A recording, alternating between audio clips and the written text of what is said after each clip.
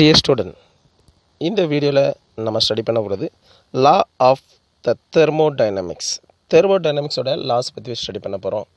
இதில் ரெண்டு லாஸ் பற்றி இந்த வீடியோஸில் ஸ்டடி பண்ணலாம். எதெல்லாம் அப்படின்னா zeroth law of thermodynamics and another one first law of thermodynamics. Zeroth law of thermodynamics அப்படிங்கிறது என்ன அப்படின்னு சொல்கிறோம் அப்படின்னா it is a law of thermal equilibrium. Thermal ஈக்குலிபிரியத்தில் இருக்கக்கூடிய லாஸை பற்றி தான் என்ன பண்ண போகிறோம், ஜீரோத் லா ஆஃப் தெர்மோடைனமிக்ஸ் அப்படின்னு சொல்கிறோம். ஆனால் இந்த ஜீரோத் லா ஆஃப் தெர்மோடைனமிக்ஸ் வந்து first law and second law study பண்ணினதுக்கு அப்புறமா எஸ்டாப்ளிஷ்மெண்ட் பண்ணதுக்கு அப்புறமா தான் என்ன பண்ணாங்க, இந்த ஜீரோத் லாஸ் ஆஃப் தெர்மோடைனமிக் அப்படிங்கிற கான்செப்ட் கொண்டு வராங்க. சரி தானே, first law and second laws எல்லாம் பற்றி எக்ஸ்பிளைன் பண்ணிவிட்டு அதுக்கப்புறம் தான் இந்த ஜீரோத் லா ஆஃப் தெர்மோடைனமிக்ஸ் அப்படிங்கிறத பற்றி என்ன பண்ணுறாங்க, எஸ்டாப்ளிஷ் பண்ணுறாங்க. சரி தானே, அப்போ இது ஒரு logical bases for the concept of temperature of the system. இந்த லா வந்து ஜீரோத் லா ஆஃப் தெர்மோடைனமிக்ஸ் வந்து என்ன அப்படின்னா ஒரு லாஜிக்கல் பேசிஸ். சரியா, டெம்பரேச்சர் ஒரு சிஸ்டத்துடைய டெம்பரேச்சருடைய ஒரு லாஜிக்கல் பேசிஸ்.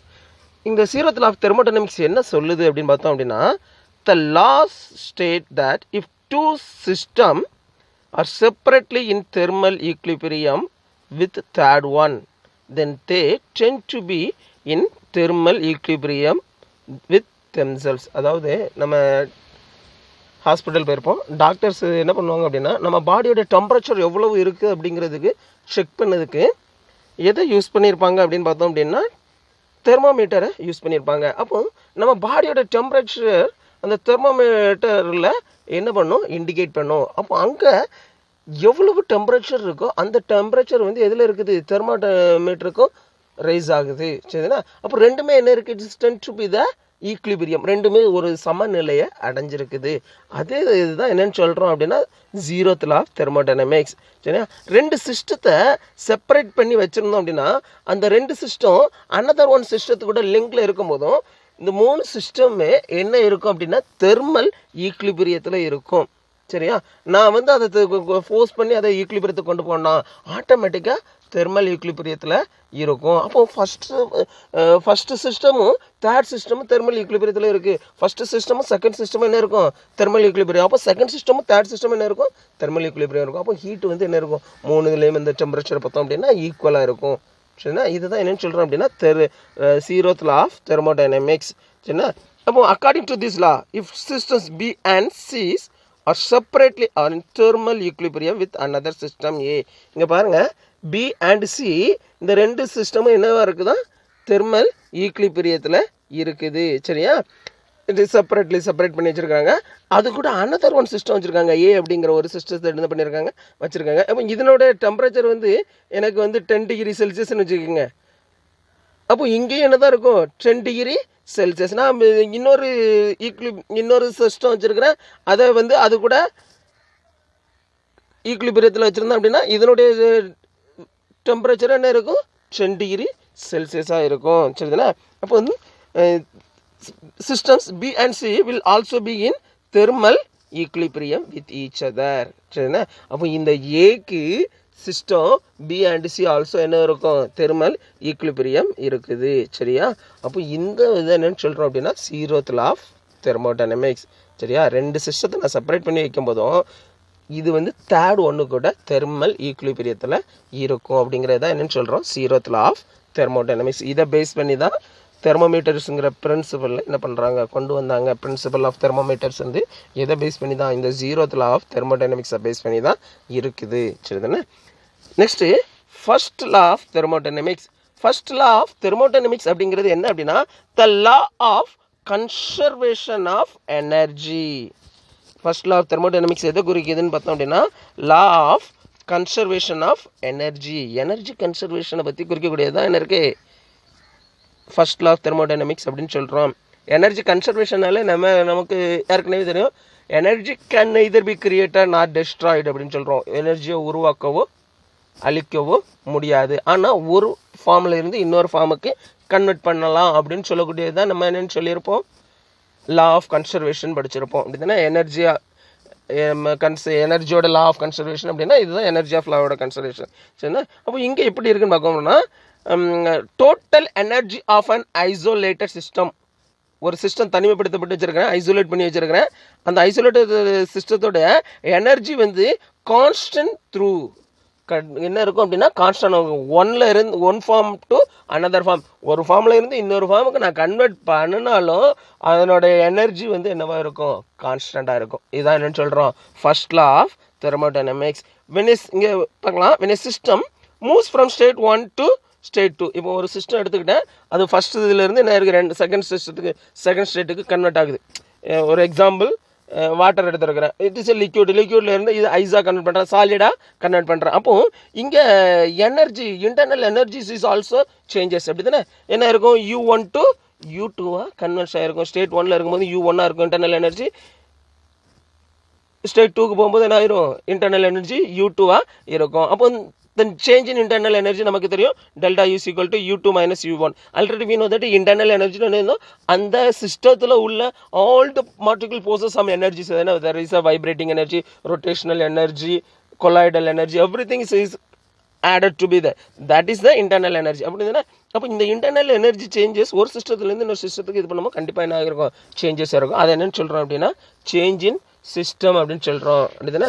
அப்போ this internal energy change in brought about by, அப்போ இந்த இன்டர்னல் எனர்ஜி சேஞ்ச் வந்து எப்போ வரும் அப்படின்னு பார்த்தோம் அப்படின்னா, ஒன்று அங்கே ஹீட் மூலமாக ஏதோ ஒரு ஒர்க் நடந்திருக்கணும். தெர் இஸ் அப்சார்ப்ஷன் ஆஃப் ஹீட்டாக இருக்கலாம், ஆர் எவால்யூஷன் ஆஃப் ஹீட்டாக இருக்கலாம், அல்லனா ஒர்க் டன் பை த சிஸ்டமாக இருக்கலாம், ஒரு ஒர்க் ஆன் த சிஸ்டமாக இருக்கலாம். So there is one changes is there. இதுதானே? ஒன்று அந்த சிஸ்டத்தில் ஏதோ ஒரு ஒர்க் நடந்திருக்கணும், இல்லைன்னா அந்த சிஸ்டத்தால் ஒர்க் நடத்தப்பட்டிருக்கணும், இல்லைன்னா ஹீட் வந்து அப்சார்ப் பண்ணப்பட்டிருக்கணும், இல்லைன்னா என்ன இருக்கணும்? ஹீட் வந்து ரிலீஸ் ஆகிருக்கணும். இதெல்லாம் நடந்தால் தான் என்னென்னு சொல்கிறோம் அப்படின்னு சொன்னால் there is a change in there the internal energy. சரிதானே? அப்போ ஒரு இதனோட change in the internal energy அப்படிங்கிறது நம்ம already we know that it. அப்போ என்ன இருந்திருக்கணும்? There is something changes is there because the total energy of the system must remain constant. ஒரு இதனோட டோட்டல் எனர்ஜி என்ன இருக்குது? ரிமைன் கான்ஸ்டண்ட்டாகவே இருக்குது. சரிதானே? அப்போ ஃபர்ஸ்ட்லாம் என்ன சொல்லுது அப்படின்னா delta U is equal to Q plus W. we know that it Q அப்படிங்கிறது amount of heat supplied to the system. சரியா? W அப்படிங்கிறது work done on the system. இங்கே ப்ளஸ் சிம்பிள் வந்திருக்கு. ஸோ என்ன பண்ணியிருக்கிறோம்? இங்கே work done on the system. சரிதானே? இதை தான் என்னன்னு சொல்கிறோம் அப்படின்னா first law of thermodynamics. Delta is equal to என்னன்னு சொல்கிறோம்? Q plus W. ஓகே. அப்போ அதர் ஸ்டேட்மெண்ட்ஸ் இதை ஃபாலோ பண்ணி வரக்கூடிய ஃபர்ஸ்ட் கிளாஸுக்கான அதர் ஸ்டேட்மெண்ட்ஸ் இதெல்லாம் பார்க்கலாம். சரிண்ணா? whenever an energy of a particular type disappears, an equal amount of another type must be produced. ஒரு எனர்ஜி போகுது அப்படின்னா, மறையுது அப்படின்னா, அதுக்கு ஈக்குவலான, சரியா, that is a equal amount of energy வந்து என்ன ஆயிருக்கும்? ப்ரொடியூஸ் ஆகிருக்கும். சரிதானே? ஒரு எனர்ஜி எவ்வளோ எனர்ஜி நான் வந்து லாஸ் ஆகிருக்கும், அதே அளவுக்கு வந்து எனர்ஜிஸ் வந்து என்ன இருக்கும்? ப்ரொடியூசர்ஸ் ஆகிருக்கும். சரிதானே? அப்போ total energy of a system and surroundings remain constant. ஒரு சிஸ்டத்தோடைய சிஸ்டம் அண்ட் சரௌண்டிங்கோட டோட்டல் எனர்ஜி வந்து எப்போவுமே என்ன இருக்கும்? கான்ஸ்டண்ட்டாக தான் இருக்கும். தட் இஸ் ஏ கன்சர்வ்டாக இருக்கும். சரிதானே? Already I told you energy can neither be created nor destroyed. எனர்ஜியை உருவாக்கவோ அழிக்கவோ முடியாது. But maybe converted from one form to another. ஒரு ஃபார்மில் இருந்து இன்னொரு ஃபார்முக்கு என்ன பண்ணலாம்? எனர்ஜியை கன்வெர்ட் பண்ணலாம். சரிதானே? அடுத்தது the change in internal energy of a closed system is equal to the energy that passes through its boundary as heat or work. சரியா? ஒரு internal energy of the closed system, நான் க்ளோஸ் சிஸ்டம் ஒன்று எடுத்துக்கிட்டேன், அதனோட internal energy change எவ்வளோ இருக்குது அப்படிங்கிறது எப்படி நான் கால்குலேட் பண்ணியிருக்கலாம் அப்படின்னா, அந்த சிஸ்டத்தோட பவுண்டரி வழியாக எவ்வளவு ஹீட் எனர்ஜியோ அல்லனா எவ்வளோ ஒர்க்கோ செயல்பட்டிருக்கு அப்படிங்கிறத நான் கால்குலேட் பண்ணுறது மூலம் அதுக்கு ஈக்குவலாக தான் இருக்கும் அப்படின்னு சொல்லிடலாமா?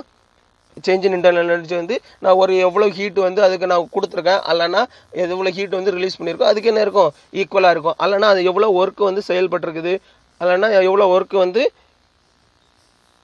ஏற்படுத்தப்பட்டிருக்கு அப்படிங்கிறதுக்கு என்ன இருக்கும்? ஈக்குவலாக இருக்கும். சரிதானே?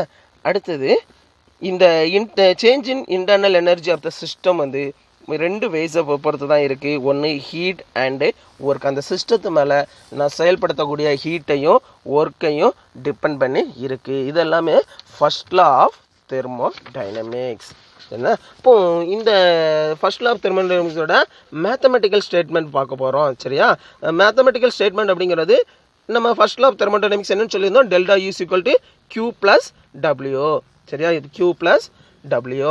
அப்போ இந்த எவ்வளவு ஹீட் வந்து அப்சர்வ் பண்ணப்பட்டிருக்கு, எவ்வளவு ஒர்க் வந்து செயல்படுத்தப்பட்டிருக்கு அப்படிங்கிறது தான் என்னன்னு சொல்கிறோம், ஃபர்ஸ்ட் லா ஆஃப் தெர்மோடைனமிக்ஸ் அப்படின்னு சொல்கிறோம். சரிதானே?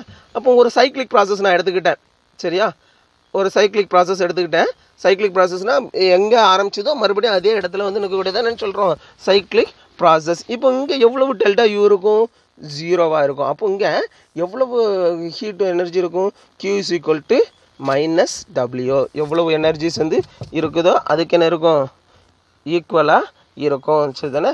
அப்போ அமௌண்ட் ஆஃப் ஹீட் எனர்ஜி எவ்வளவு இங்கே ஹீட் அப்சர்வ்டுங்கிறது எதுக்கு ஈக்குவலாக இருக்கும் அப்படின்னா, work done by the system.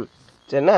அடுத்து ஒரு ஐசோகரிக் ப்ராசஸ். ஐசோகரிக் அப்படின்னா என்னென்னு சொல்லுவோம், there is no change in volume. வால்யூமில் என்ன இல்லை, சேஞ்சஸ் இல்லை. சரியா?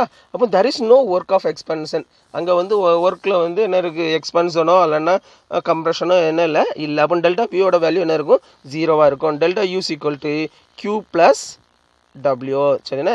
Q W பதிலாக நம்ம என்ன சொல்லுவோம், P டெல்டா வின்னு போடலாமா? அப்போ டெல்டா V = 0.